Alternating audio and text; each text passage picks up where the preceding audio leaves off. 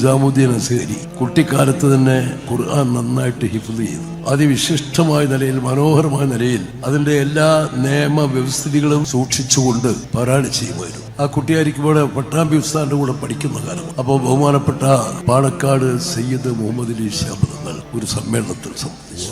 തഴവ ഉസ്താദുകളുടെ ഒരു അനുസ്മരണ സമ്മേളനമായിരുന്നു. ആ സമ്മേളനത്തിൽ ഖിറാഅത്ത് നിർവഹിച്ചത് ബഹുമാന്യനായ കുമ്മനം നിസാമുദ്ദീൻ അസ്ഹരിയാണ്. അന്ന് നിസാമുദ്ദീൻ മകൻ എന്നാണ് ഞാൻ പറയുന്നത്. ഖിറാഅത്ത് നടത്തി കഴിഞ്ഞപ്പോൾ തങ്ങൾക്ക് വളരെ ആകർഷകമായി തോന്നി. അപ്പൊ തങ്ങളുടെ തലയിൽ കൈവച്ചിട്ട് ഒരു വലിയ പണ്ഡിതനും പ്രഭാഷകനുമായി ഉയർന്നു വരണം എന്ന് ബഹുമാനപ്പെട്ട തങ്ങൾ തുടക്കമാണ്.